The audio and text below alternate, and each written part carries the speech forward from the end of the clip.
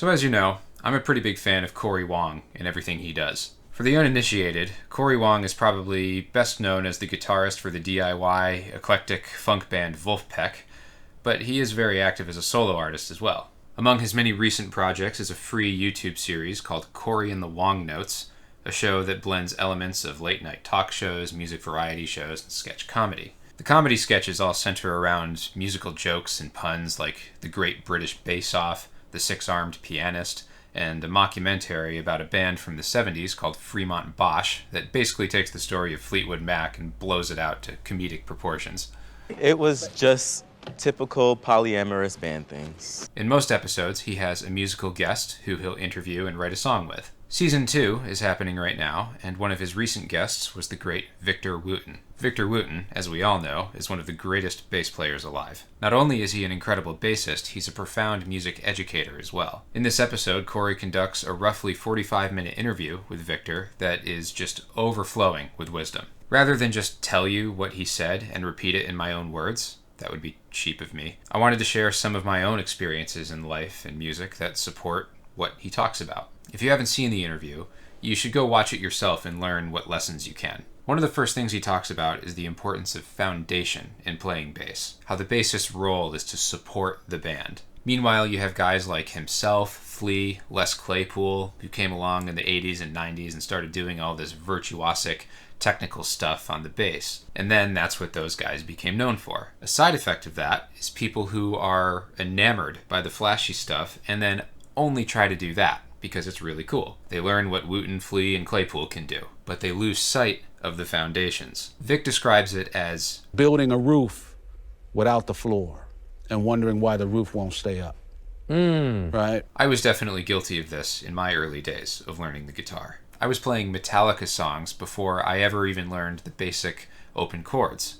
I was trying to play Kirk Hammett's solos before I ever really learned how to alternate pick. You have to walk before you can run. We forget to focus on the basics. Once I started formally studying the guitar in school, I was made to practice technique a lot.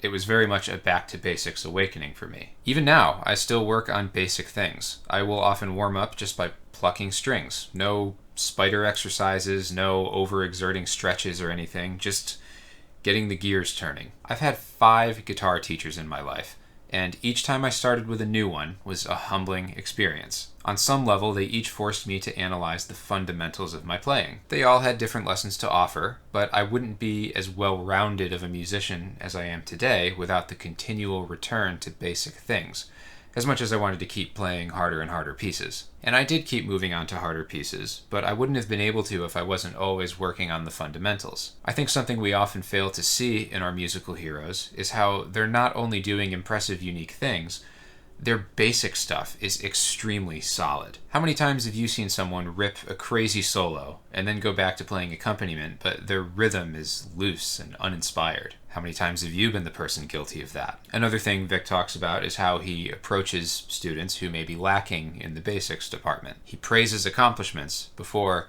bringing attention to the holes. I try to do the same thing in lessons.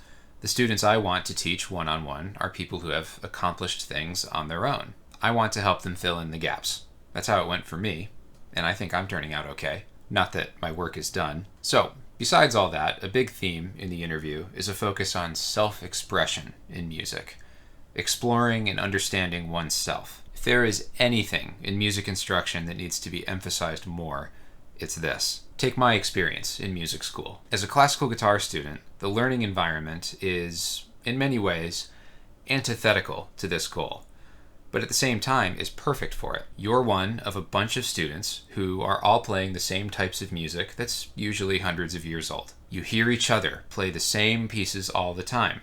You're probably playing a lot of the same pieces as your peers. On the one hand, everyone is playing the same stuff, so there isn't a lot of surface level individuality. The game is learn the pieces, learn as much as you can from them, play them in the recital, rinse and repeat. When you're out of music school, then what?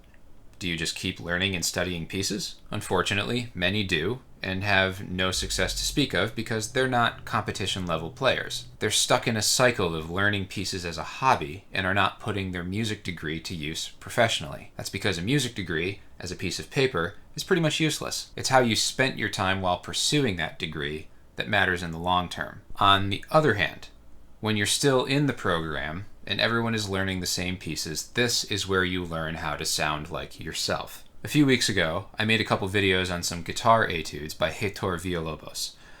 I couldn't tell you how many times I heard other students play those pieces in school, but no two people sounded the same when they performed them. And if you're playing those pieces, you're hearing all these different interpretive ideas bouncing around, which give you new perspectives to help inform your own interpretation. Ultimately, your interpretation should be your own. But as I got further and further in school, I had to start to ask myself what I wanted to do. I knew I wanted to teach. I thought I wanted to teach in a university guitar program, and I did that for a few years. I also knew I wanted to compose and perform my own music. And as you go through life, especially in this new age of excessive digital media consumption, you start to get these ideas about what you should be doing because you see other people doing them on the internet all the time. Classical guitar was my main thing for like 8 straight years. And when I left that world, I found myself lost, like I had no clear direction for anything I was doing in music. There's a part in the interview where Cory asks Vic what someone can do to protect their creativity in this modern digital age. An age where we always seem to be following what others are doing. Vic tells him you don't need to worry about finding your own voice.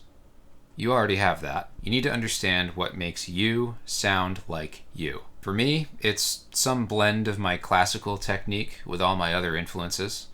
You guys have seen me play with fingernails on electric loads of times. I think I get a fairly unique and personal sound, and I lean into it as my thing. I feel most like myself when I play with the technique I've rigorously studied for years. Recognizing that helps me stay true to myself and my own expressive tendencies. If you can do that, people will want to listen to you. Think about all the musicians you love to hear play. For me, the reason I love their music so much is because they don't sound like anyone else. It's the people who don't sound like anyone else who have the biggest impact on others. Those are the musicians I am the most interested in hearing. It's why I enjoy Cory Wong's playing so much. You can pick him out on a recording immediately. The sounds he makes are unmistakable. One of the last things Vic mentions is the definition of the word ego. Ego just means a sense of self. We've all heard it before in the music world. Leave your ego at the door. But he makes a fantastic point that this is the complete opposite of what you want to do. You should never remove your sense of self from your music making. That's what makes you sound like you. It's just, you shouldn't have an inflated sense of self. I've battled with that. I've had moments where I let my ego get away from me, and I felt like a total idiot afterwards. Fortunately, I came out with personal relationships intact, and I learned my lessons, but it's a tricky thing to know oneself. But when we know ourselves well, that's when we're most equipped to share what only we can offer to the world, be it through music or otherwise. So, that's all I've got for today. In other news, my album is almost done, and I'm starting to get back into developing my online course. I also have some openings for private Zoom lessons at the moment. If that's of interest, feel free to reach out. As always, thanks for watching, and I'll see you next time.